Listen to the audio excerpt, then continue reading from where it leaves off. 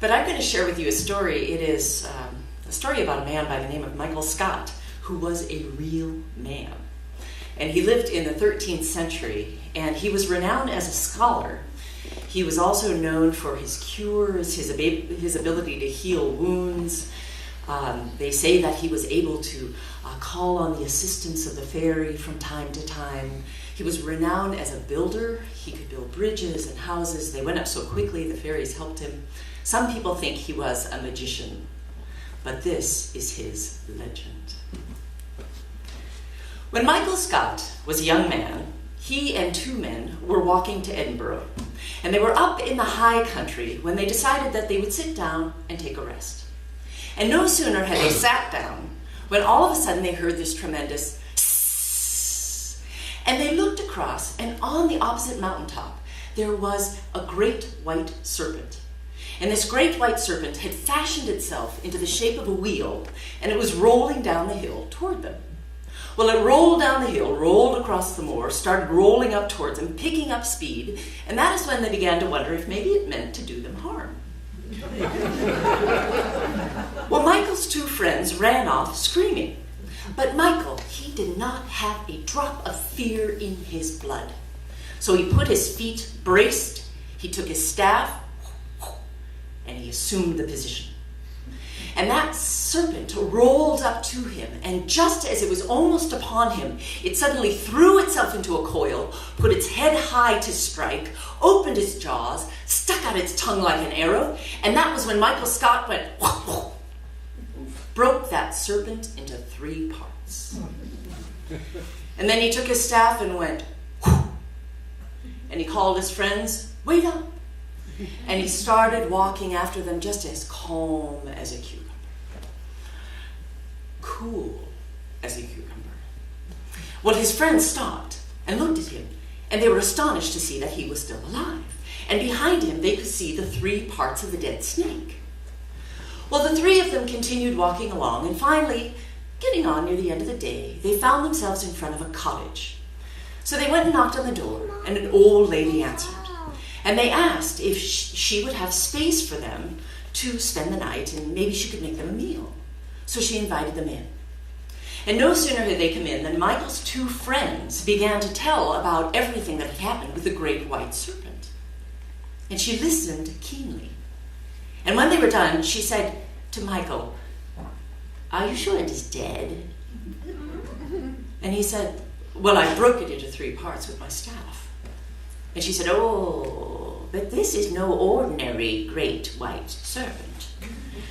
No, this serpent has the ability to fuse its tissues together." And then she proceeded to tell the story about how once a very brave man had cut that serpent in 2, and how the head part of the serpent had slithered off to a stream, and it had soaked itself in the healing waters of that stream. And then it had returned and it had fused itself to the tail part. And then the serpent had again returned to the stream, and the whole snake had bathed itself there in the healing waters. And when it emerged, it was just as powerful as ever. She turned to Michael and she said, "You have escaped the serpent this time, but next time you may not be so lucky." And he said, "Well, I will never go in the high country again." And she said, "Oh, it doesn't matter. The snake will find you wherever you are.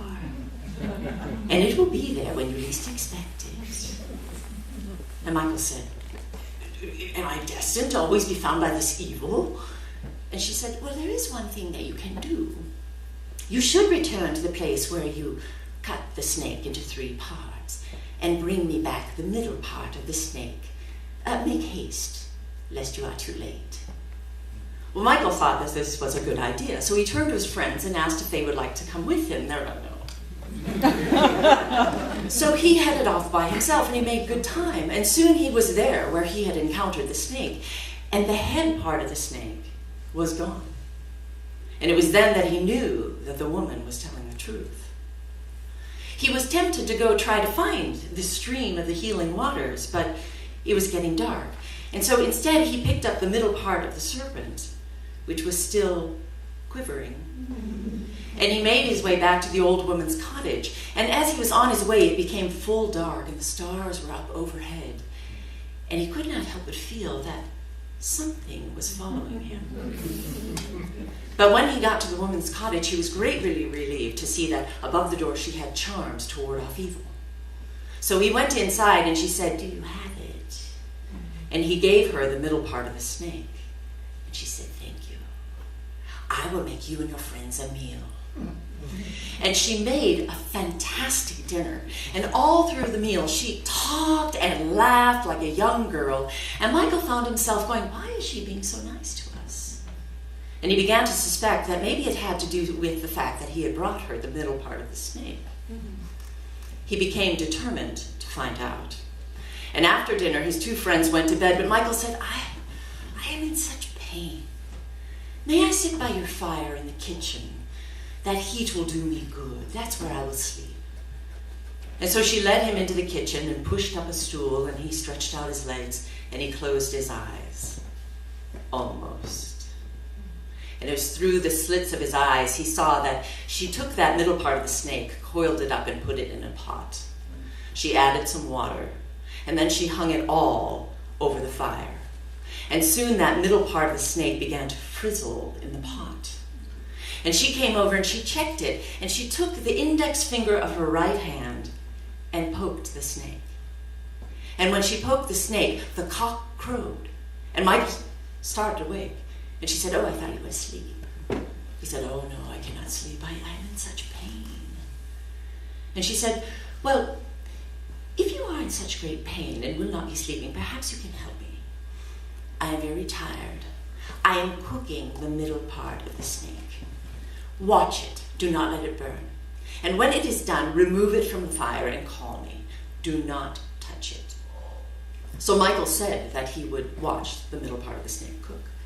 So she went to bed, and he watched it in pot. And when he thought it was done, he removed the pot from the fire. But he did not call the old woman. Instead, he thought he would do what he had seen her do.